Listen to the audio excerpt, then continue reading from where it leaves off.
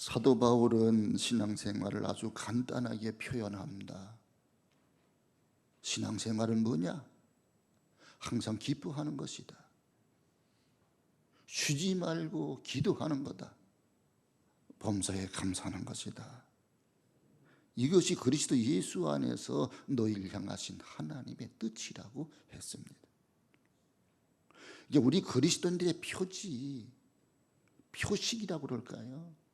그건 기쁨의 생활이요, 기도하는 생활이요, 감사하는 생활입니다.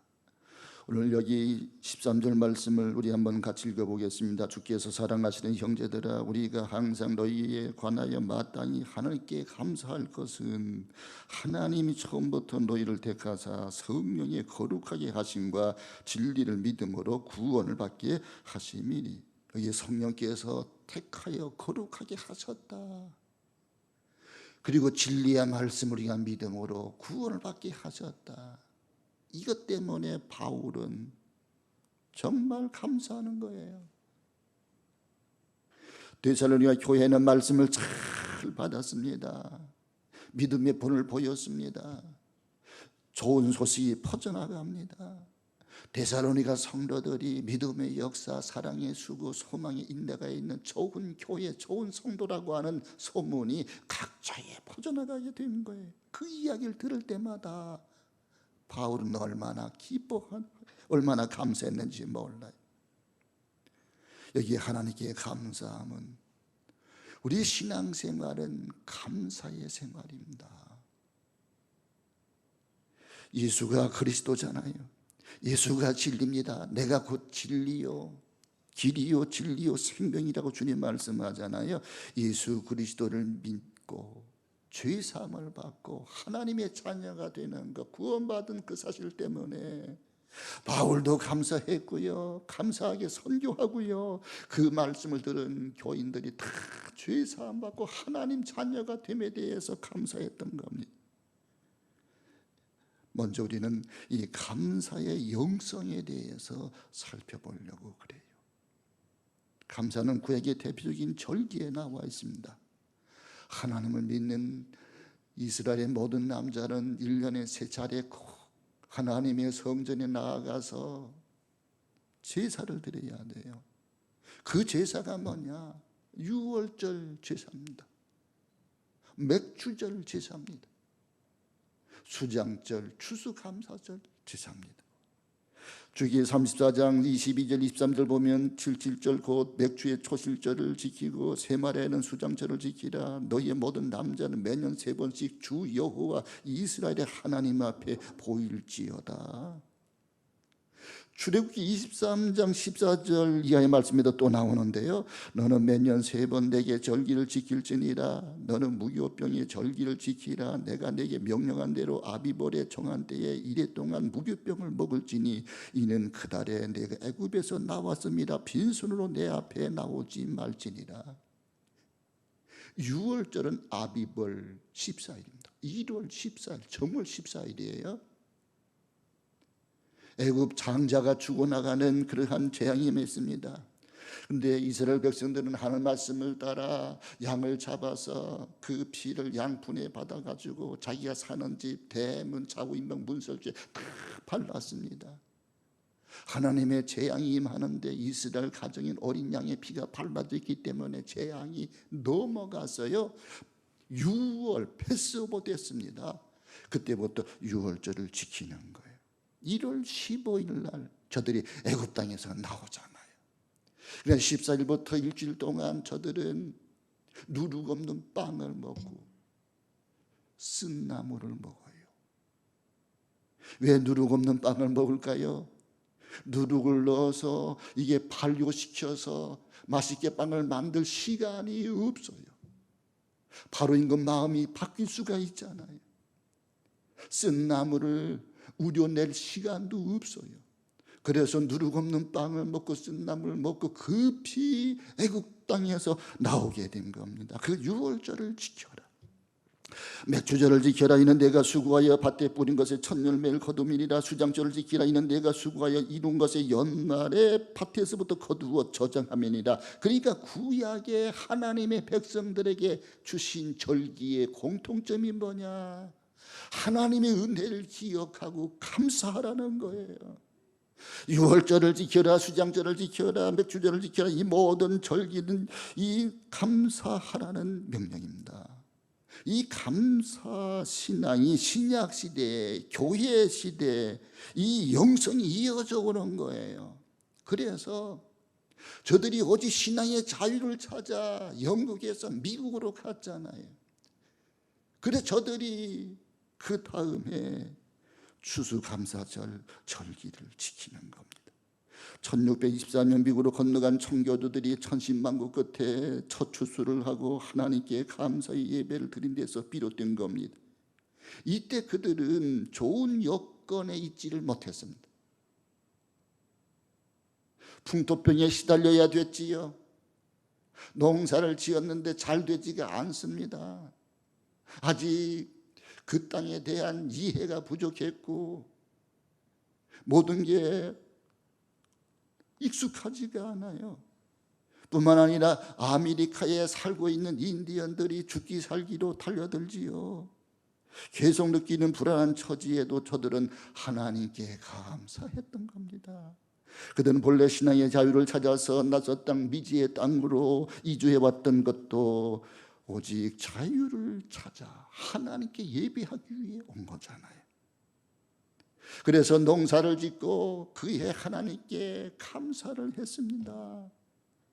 그러니까 이 구약의 감사 절기가 신약에 이렇게 추수감사로 연결되는 거예요. 이 감사의 영성이 성경이 흐르고 있는 겁니다. 하나님이 있는 구약의 12지파 성도들, 신약의 12제자 성도들은 감사하며 살아가는 게 크리스찬의 아이덴티티다 이거예요. 크리스찬의 기본 영성이다 그 말입니다.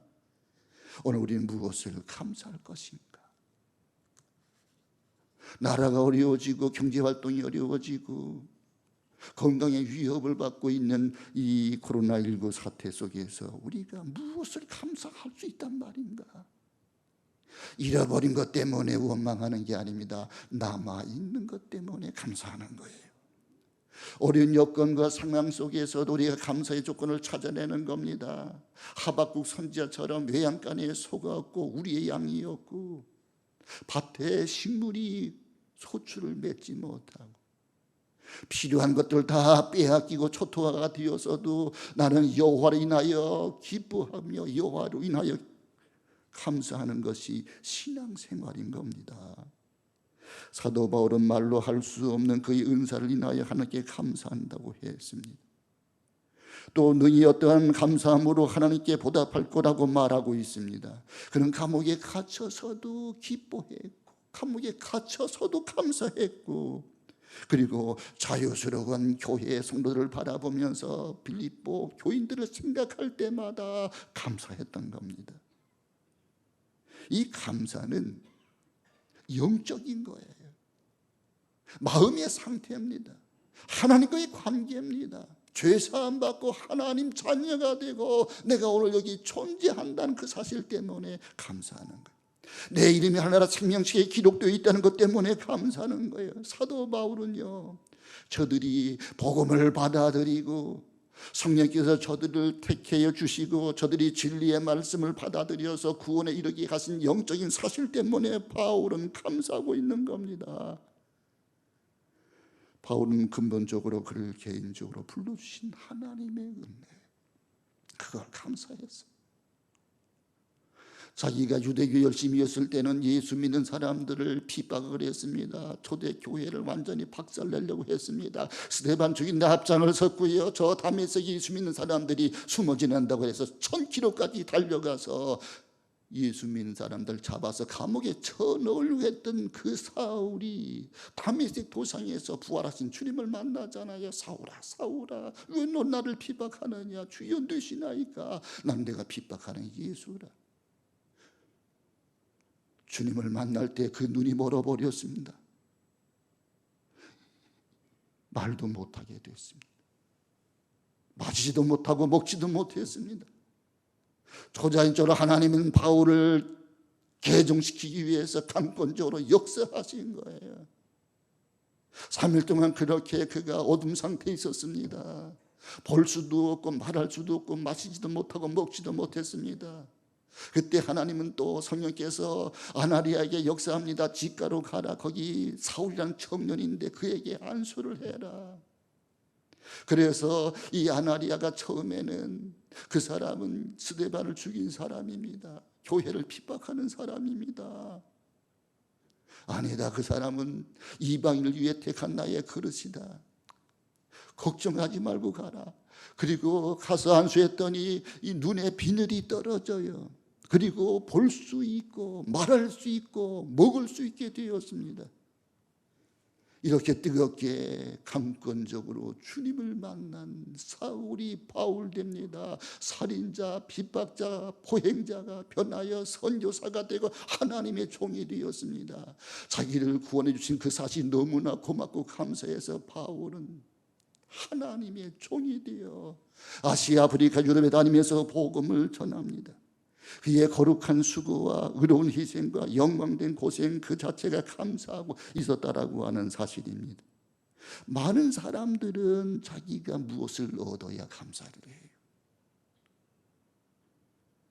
그런데 정말 귀한 것은 눈에 보이지가 않아요.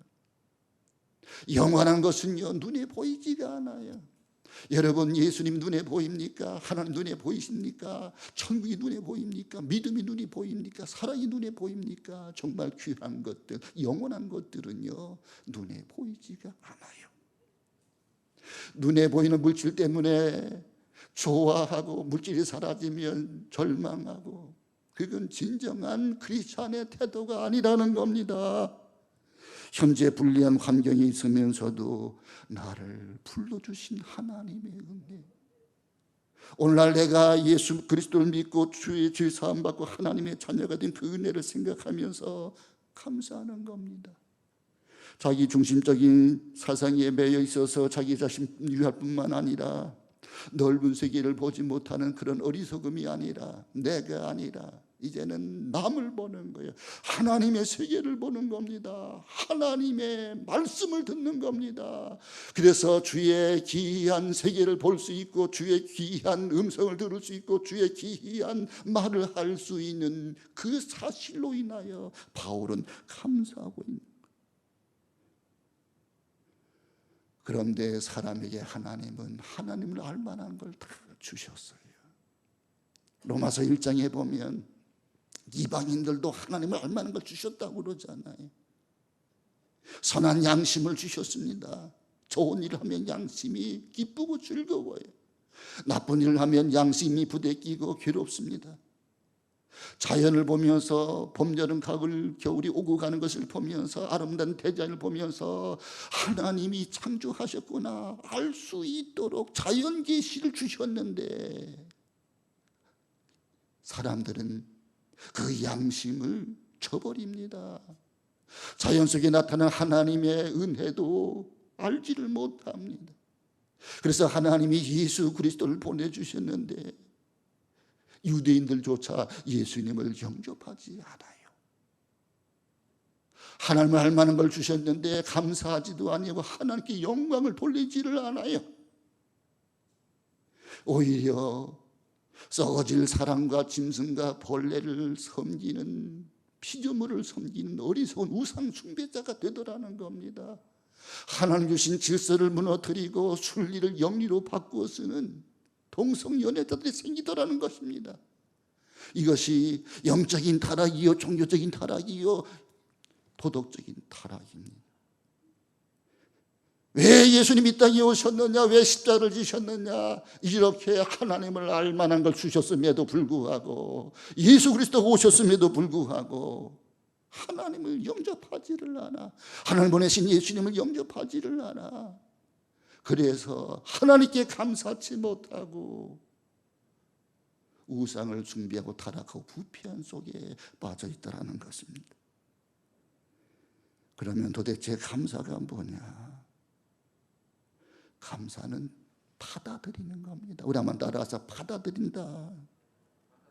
감사는 받아들이는 거예요. 눈에 보이지 않는 하나님, 그 기록된 하나님의 말씀, 하나님 보내신 예수 그리스도, 그분을 내가 믿음으로 받아들이는 거예요. 영접하는 거예요. 억셉트, 받아들이는 거예요. 믿음이라고 하는 것은 받아들이는 거예요. 영접하는 자, 곧 그 이름 믿는 자들에게 하나님의 자녀된 권세를 주셨느니라고 그랬잖아요. 또한 감사는 깨달음이에요. 깨달음. 우리 한번 따라합시다. 깨달음. 여러분, 누가 행복하다고 느껴집니까? 행복하다고 깨닫는 사람이 행복을 느끼는 거예요.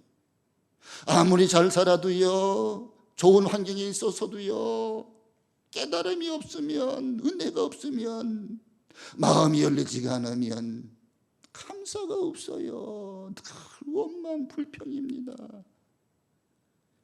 그러니까 하나님의 은혜를 깨닫는 거예요. 나를 위해 하나님이 예수님을 보내셨구나. 그 예수님이 십자가를 지셨구나. 나를 위해 예수님 보혈을 다 흘려주셨구나. 그 은혜로 우리가 구원을 받는 그 사실을 성경에 기록해 놓았는데, 그 사실을 내가 영접하고 받아들이고 깨닫는 겁니다. 뿐만 아니라 감사는 회개를 불러일으키는 겁니다. 감사에는 눈물이 나와요. 여러분, 정말 감사해 보셨습니까? 부모님 은혜 감사해 보셨습니까?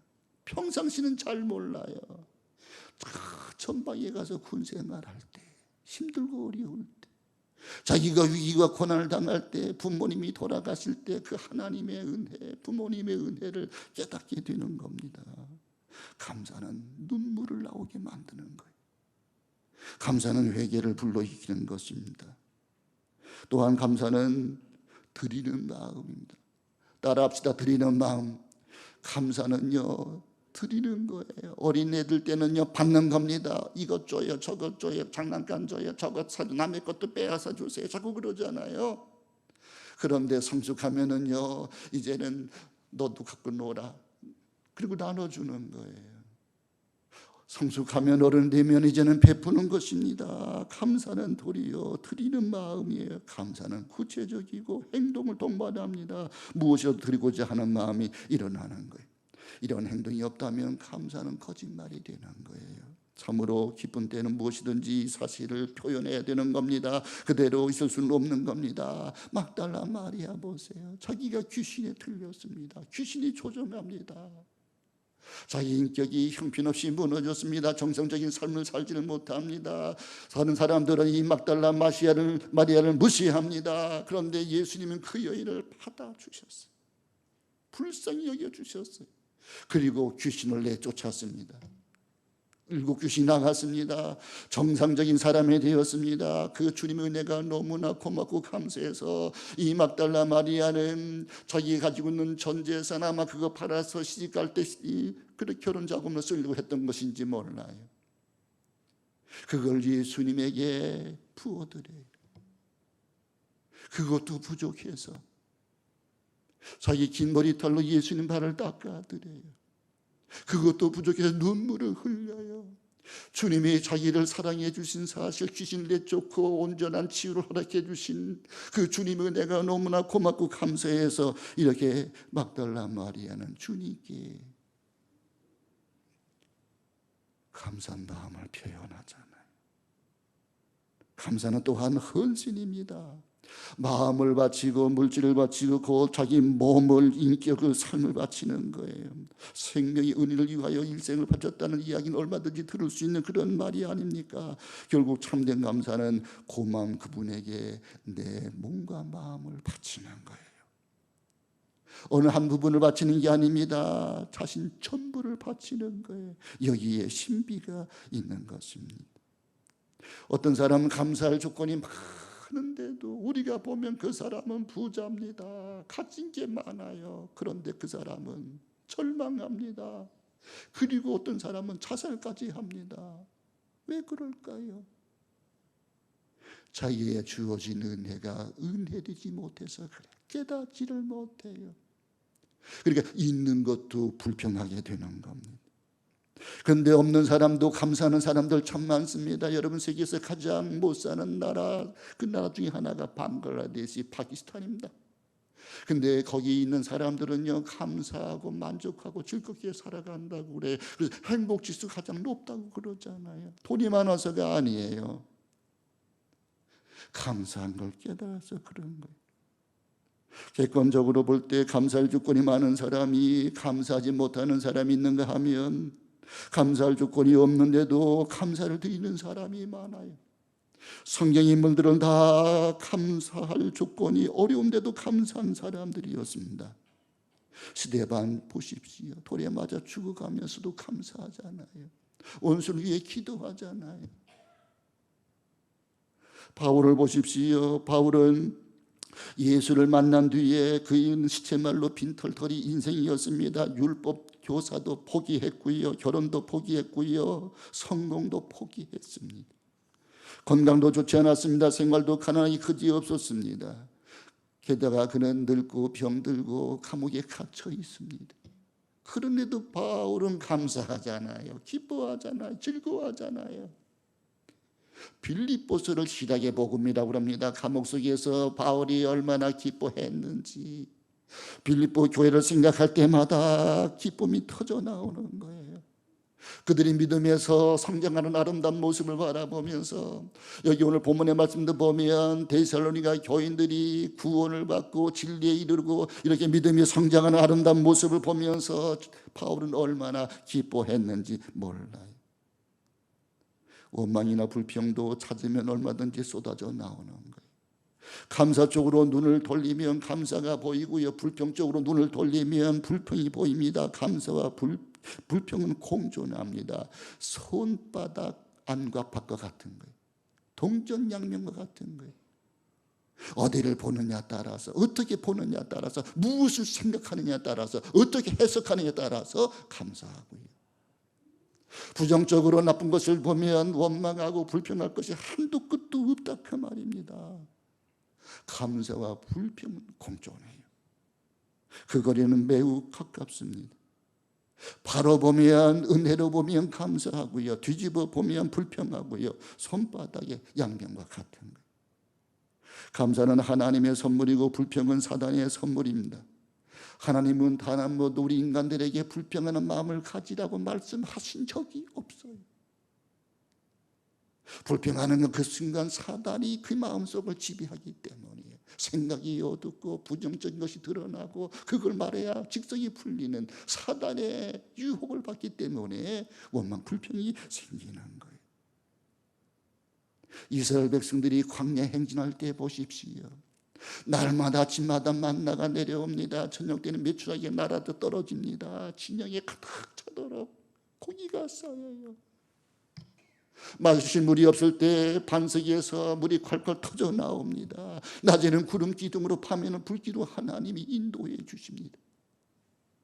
그런 기적이 일상화가 되었습니다. 그 속에서 이스라엘 백성들은 감사한 사람들이 별로 없어요. 원망 불평하다가, 원망 불평하는 사람들은 다 광야에서 죽고 말잖아요. 감사한 사람 여호수아 칼렙만이 가나안 땅에 들어가잖아요. 감사는 하나님의 선물이고요, 불평은 사단의 선물입니다. 자, 그러면 감사하면 어떻게 될까요? 감사하면 내 마음이 기쁘고 평안해집니다. 우리 한번 따라서 내 마음이 기쁘고 평안해진다. 데살로니가 전후서에 보면 이제 우리가 오늘 본문의 말씀을 중심으로 데살로니가 후서 1장 2절 3절 말씀을 한번 성경을 찾아보십시다. 데살로니가 후서 1장 2절 3절 말씀입니다. 하나님 아버지와 주 예수 그리스도로부터 은혜와 평강이 너희에게 있을지어다. 형제들아, 우리가 너희를 위하여 항상 하나님께 감사할지니 이것이 당연하면 너희의 믿음이 더욱 자라고 너희가 다 각기 서로 사랑함이 풍성하미니. 아멘. 여기 데살로니가 교회가 아름다운 교회였습니다. 믿음의 역사, 사랑의 수고, 소망의 인내가 있고 좋은 소문이 막 퍼져나가는 좋은 교회였습니다. 모범적인 교회였습니다. 모범적 크리스찬들이었습니다. 그 사실을 듣고 있는 바울은 얼마나 기쁜지 몰라. 얼마나 감사한지 몰라요. 이 감사는 긍정적인 행동 표현입니다. 긍정적인 생각을 하고 긍정적인 말을 하고 긍정적으로 표현하다 보면 그것이 말이 되고 그것이 행동이 되고 그것이 헌금으로 나타나고 그것이 섬김으로 풍성함으로 나타나는 거예요. 여기 믿음이 더욱 자라고 너희가 각기 서로 사랑함이 풍성합니다. 그것 때문에 바울은 너무너무 기뻐하는 거예요. 사람이 마음이 평안해지면은요 얼굴이 온유해집니다. 그리고 얼굴에 평강이 나오는 거예요. 기쁨이 나오는 거예요. 그 사람 마음이 가득한 것이 얼굴로 표현되잖아요. 눈으로 나오는 거잖아요. 일그러지고. 이제 사나운 짐승들을 보세요. 자기가 두려움과 공포 속에 있으니까 자기 방어하기 위해서 눈빛이 사나워지고요 얼굴이 험악해지고요 콩콩 찢어대는 거예요. 사람의 얼굴 역시 성난 사람은 무섭게 일그러지고요 눈빛이 무섭습니다. 그런데 감사한 마음을 품으면 평강이 찾아와.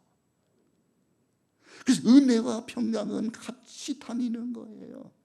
은혜가 앞서가면 평강이 찾아옵니다. 사도 바울이 편지를 쓸 때마다 항상 서두에 이 말씀을 합니다. 어느 교회에게 편지하노니 너에게 은혜와 평강이 있을지어다. 감사하는 마음을 품으면 얼굴이 평안해지고 눈도 말도 순해집니다. 두 번째는요 분위기가 좋아져요. 우리 한번 따라서 분위기가 좋아진다. 언젠가는 회사에 들어간 적이 있습니다. 현관벽마다 벽보가 난잡하게 붙어 있습니다. 몰아내자, 깨부수자, 타도하자, 물러가라, 쟁취하자. 붉은 글씨로 쓴 구호들입니다. 살벌한 분위기입니다. 그 회사는 결국 문을 닫고 말더라고요. 다른 회사에 들어갔습니다. 단정한 글씨로 쓴 벽걸이가 여기저기 사파와 함께 걸려 있었습니다. 어서 오십시오. 환영합니다. 감사합니다. 수고하셨습니다. 사랑합니다. 그 회사는 잘 성장하더라고요. 두 회사가 분위기가 달라요. 몰아내자, 깨부수자, 타도하자, 물러가라, 쟁취하자. 이러한 회사는요 회사가 안 되는 겁니다. 그런데 수고하셨습니다. 사랑합니다. 고맙습니다. 그런 회사, 그 구호는 그 회사가 성장하고 좋아지더라는 거예요. 국가 분위기도 마찬가지입니다. 대통령이나 대법원장이나 국회의장이나 그 높은 지위에 있는 사람들이 품어주고 사랑하고 수고하셨습니다. 감사합니다. 고맙습니다. 그러면 백성들이 평안해지고요 국민들이 잘 살게 되는 겁니다. 그런데 적개심을 가지고 적폐 청산해라, 청산해라, 잡아내라, 잡아내라 계속 그러면 다 무너지고 마는 겁니다. 분위기가 중요한 거예요. 세 번째는 하나님이 기뻐하십니다. 우리 한번 따라서 하나님이 기뻐하신다. 데살로니가후서 1장 11절 말씀을 같이 읽어봅시다. 데살로니가후서 1장 11절 말씀입니다. 이러므로 우리도 항상 너희를 위하여 기도하며 우리 하나님이 너희를 그 부르심에 합당한 자로서 여기시고 모든 선을 기뻐함과 믿음의 역사를 능력으로 이루게 하시고. 여기 바울은 성도들이 환난 중에서도 감사하고 기뻐하고 그러면 하나님이 기뻐하신다고 감정하지 않나요? 여러분 감사가 산제사입니다. 원망 불평은 마귀가 기뻐하는 제사입니다만은 감사는 하나님이 기뻐하시는 제사입니다. 그래서 시편 50편에 다윗은 이렇게 말합니다. 감사로 하나님께 제사를 드리고 지극히 높으신 자에게 내 소원을 갚으며 또 시편 50편 23절은 감사로 제사를 드리는 자가 나를 영화롭게 하나니 그 행위를 옳게 하는 자에게 하나님의 구원을 보이리라. 감사하는 사람 그 행위가 그게 옳은 것이라 그 말이에요. 그러면 하나님이 그 제사를 받으신다는 겁니다. 감사하는 제사, 믿음 드리는 제사는 주님이 연락하세요. 받아주세요. 기뻐하세요. 그게 아벨의 제사가 되는 겁니다. 그러니까 하나님이 기뻐하신다 그 말씀이에요. 네 번째 감사할 일이 계속 일어납니다. 감사하면 감사한 일이 계속 일어난다는 것은 영적 조건 반사인 겁니다. 한숨 쉬는 것을 되풀이하면 한숨 쉬는 일이 익숙해집니다. 포기를 자주 하면 금방 포기하고 맙니다. 감사를 계속하면 계속 감사가 생겨나게 되는 거예요. 반딧불 보고 감사하면 촛불을 주시고, 촛불을 보고 감사하면 전기불을 주시고, 전기불을 보고 감사하면 저 달빛을 주시고, 달빛을 보고 감사하면 태양빛을 주시고, 태양빛을 보고 감사하면 영원한 의의 태양이신 영원한 영생의 빛이 우리에게 임한다고 스포전 목사님은 그렇게 말씀했습니다. 여러분, 엎드려 팔굽혀 펴기라고 하는 운동이 있잖아요. 이게 해보세요. 처음엔 어려워요. 잘 안 됩니다. 근데 계속 해보십시오. 처음엔 5번도 어려워요. 근데 계속하면 20번도 30번도 할 수 있다니까요. 턱걸이 나이 들어서 여러분 해보세요. 우리가 고등학교 때 다 해봤잖아요. 그때는 뭐 20번 30번 쑥쑥 올라갔잖아요. 지금 여러분 나이가 50 넘어서 한번 해보세요. 안 돼요. 한 번도 어렵다니까요. 그런데 그것도 자꾸 해보십시오. 그러면 그것도 익숙해져서 5번도 할 수 있고요, 10번도 할 수 있고요. 문제는 훈련이에요. 반복입니다. 감사를 반복하면 계속 좋은 일이 생겨납니다. 부부간에도 그렇습니다. 여보 고마워요, 감사해요, 수고했어요. 그러면 그 가정은 오래 갑니다. 근데 계속 잘못을 지적해 보세요. 그러면 상대방도 그렇게 나옵니다. 서로 갈라설 수밖에 없는 거예요. 상대를 인정하십시오. 존중하십시오. 배려하십시오. 먼저 섬기십시오. 그리고 감사를 표현해 보십시오. 그럼 관계가 좋아지게 되어 있는 거예요. 여기 마지막 3번째 바울 사도가 밝힌 감사의 조건을 살펴보려고 그래요. 바울이 무엇 때문에 감사했느냐? 구원하심을 감사했습니다. 오늘 본문의 말씀 13절을 다시 보겠습니다. 주께서 사랑하신 형제들아, 우리가 항상 너희에 관하여 마땅히 하나님께 감사할 것은 하나님이 처음부터 너희를 택하사 성령에 거룩하게 하심과 진리를 믿음으로 구원을 받게 하십니다. 하나님께서, 성령님께서 선택해 주셨어요. 은혜로 나를 불러주셨어요. 그리고 내가 진리의 말씀을 믿음으로 받아들였더니 구원을 이루게 하신 거예요. 이 사실 때문에 바울은 감사하고 있는 거예요. 세속적인 물질, 성공, 그러한 안정된 생활, 이런 것 때문에 감사한 게 아니었어요. 영적인 것, 신령한 것, 하나님과의 관계에서 감사했어요. 여기에 택하시고 거룩하게 하시고 구원하시고, 아무런 구원의 자격도 없는 우리를 뽑고 택하시고 더럽고 추하고 허물투성인 우리를 거룩하게 하시고 아무런 조건도 없이 우리를 구원해 주신 것을 지금 감사하고 있잖아요.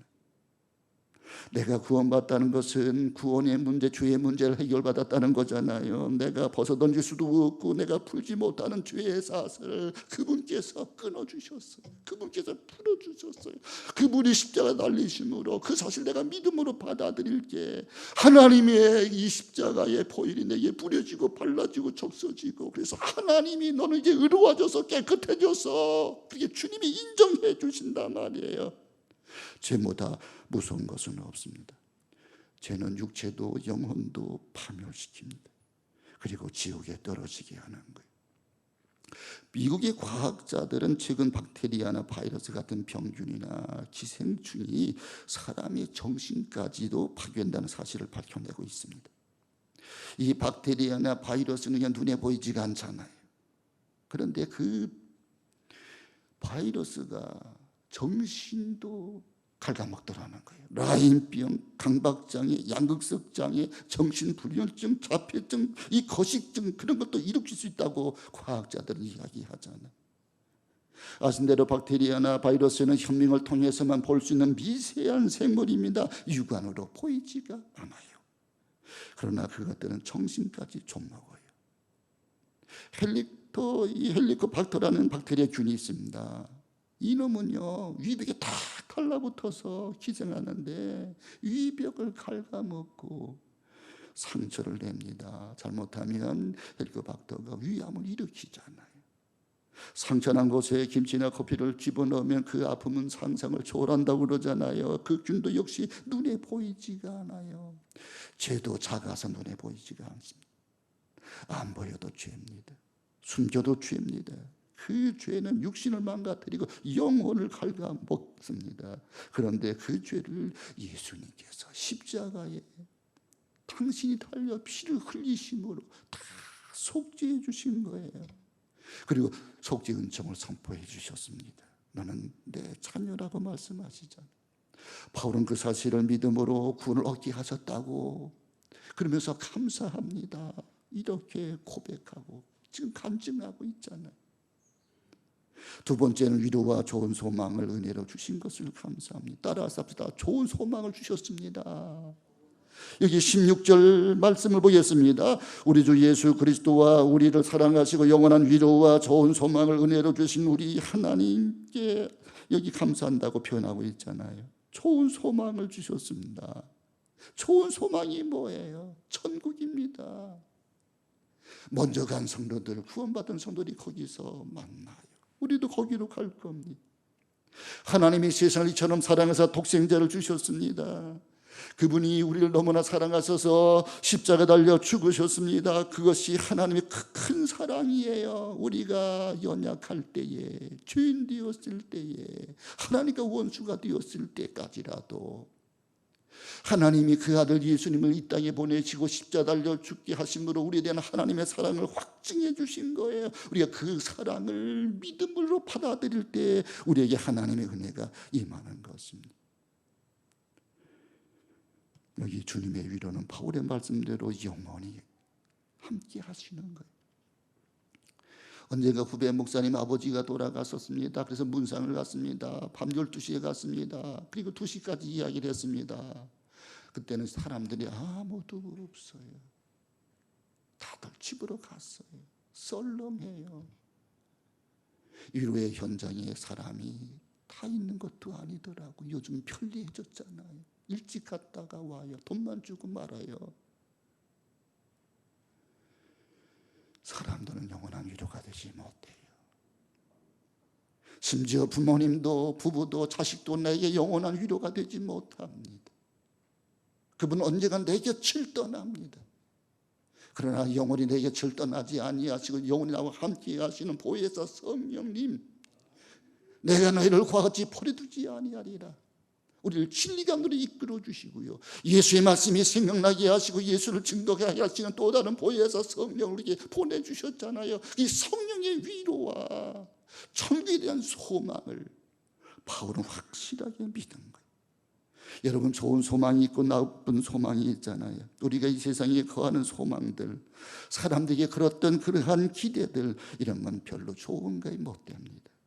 그것은 흔들리고 무너지고 기대대로 안 되는 경우가 대부분입니다. 근데 하나님 우리에게 좋은 소망을 주셨어요. 찬송가 488장 가사에 좋은 소망이 무엇인지를 설명해 주고 있잖아요. 이 몸의 소망 무엠가 우리 주 예수 뿐일세. 우리 주 예수밖에는 믿을 리 아주 없도다. 그렇습니다. 예수님이 소망이에요. 천국이 소망입니다. 그렇게 히브리서 저자는 히브리서 12장 2절에 그렇게 말씀합니다. 믿음의 주여 온전케 하신 예수를 바라보자. 여러분, 힘들고 어려운 아무런 시대를 우리가 지금 걸어가고 있지만 성령이 나와 함께 하심을 믿으시기를 바랍니다. 예수님이 우리의 소망인 걸 믿으시기를 바랍니다. 예수님 우리를 위해 천국을 예배해 주심을 믿으시기를 바랍니다. 믿음의 주여 온전케 하신 예수를 바라보고 소망 가운데 살아가는 우리 모두가 되시길 주 이름으로 축원합니다. 하나님 아버지,